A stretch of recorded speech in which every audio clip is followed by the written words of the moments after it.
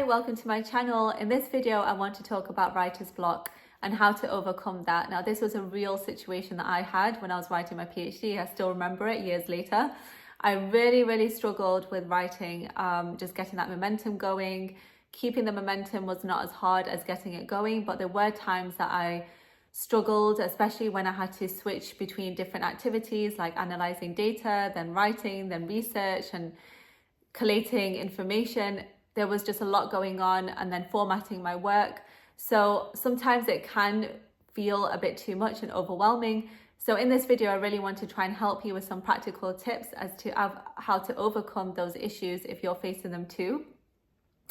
Now, you could be writing a dissertation, a thesis, a novel, anything that requires structured writing. This would help you, hopefully.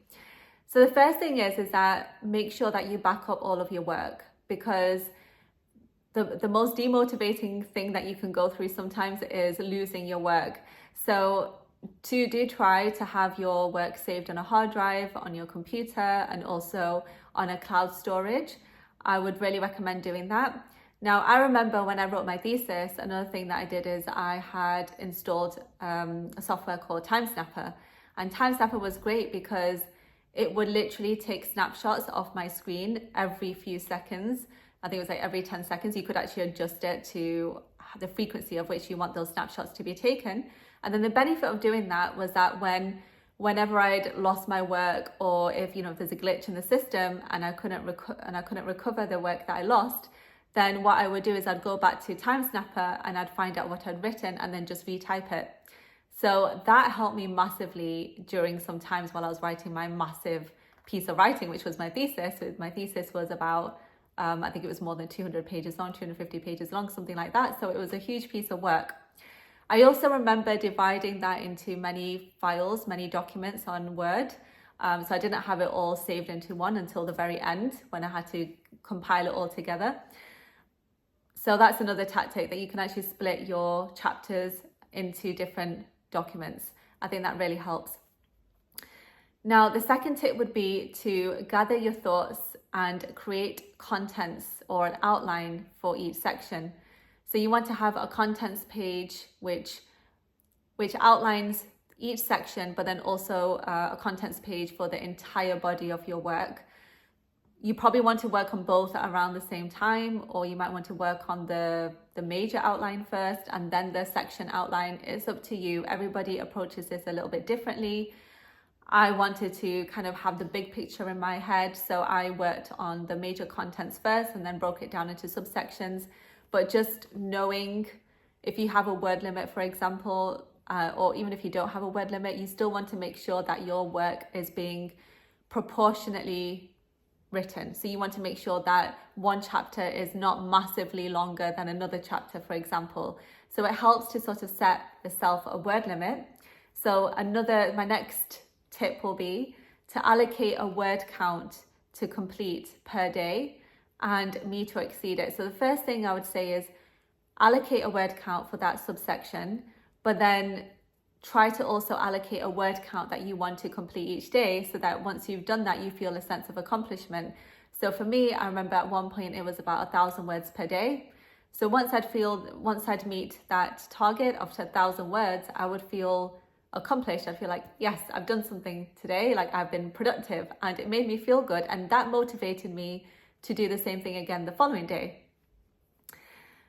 My next tip would be to remain flexible on changing the format and the contents. So don't feel that once you've written out your contents that you then have to stick to that. Sometimes you can come across some new information, or you might have a new idea or a new perspective, a fresh perspective on something. You might feel that you want to change what you had been doing before, and that's fine. Allow yourself that flexibility. Be kind to yourself. Don't feel that you have to stick rigidly to something that you've already done. If you have a better idea, go with it. Trust your instincts as well. I'd say that can really help too, when you trust your instincts and you allow yourself that flexibility. Now, my next tip would be to gather pieces of writing or references to support your thoughts. I'd note down any thoughts, no matter what time of day or night they would come into my mind. I would write them down. And then I would find research, or I'd find whatever writing I needed to support that thought and to formulate a paragraph out of it. So sometimes it helps to just gather the thoughts together, gather the references, put them all together underneath that subsection, and then you know that you can then formulate a sentence or paragraph once you've got it all together, you've collated that information. Now, another tip would be to understand yourself. If you're impulsive, then write when you feel that impulse rather than leaving it until later. You might feel really motivated at the beginning of the day one day, and then the next day you might feel really motivated in the afternoon or in the evening. So write when you know that you are feeling motivated rather than leaving it till later and thinking I'll procrastinate and I'll kind of leave it till the afternoon, because you might feel a slump in your energy, for example, and then you might not think that you can bring as much to your writing as you could earlier in the day. So definitely know yourself and know what works for you when you feel the brightest. For me, sometimes that's usually in the morning. In the morning, I'd feel like, my mind is running quite well. I want to complete what I can in the morning. And then sometimes like late at night, I'd feel the same kind of energy. So those two times are good for me, but it might be different to you because everybody's different. Now, another major tip which worked wonders for me is something that I discovered while I was writing my thesis as a really great way to keep myself in that momentum of writing, and that was to leave a little bit of writing until the next day. What do I mean by that? What I mean is, if you're in the flow of writing and even if you've achieved your target of 1,000 words, I would continue on just a little bit to get to a point where there's something that I'm really in the flow of writing. I know exactly what I want to put down on paper. I'm feeling strongly about that. I know exactly what I want to do. Now, instead of completing that on that same day, I would leave some of it until the next day, because then when I get started the next day, my mind is already running at 100 miles per hour. I already know what I need to write down, and all I need to do is literally just type it out. So it's almost a robotic situation that I'm in at that point, where I know exactly what I need to do. I don't need to think too much about it, and that helps to then get you started. So another tip is to start with what you find easy.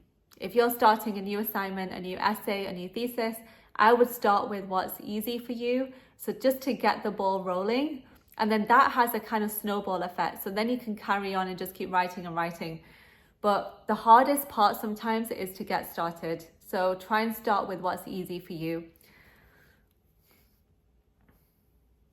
And then lastly, my last tip would be to push yourself, but also look after yourself. Don't forget that you need to eat, that you need to sleep. So don't forget your daily basic functions, and just look after yourself at the same time. I think that's also important. Otherwise, you might burn out before you finish your thesis or your piece of writing, and you don't want to do that. You want to avoid doing that. But definitely try these tips out, and please do let me know how you get on. I really hope they help. Thank you so much for listening, and see you next time.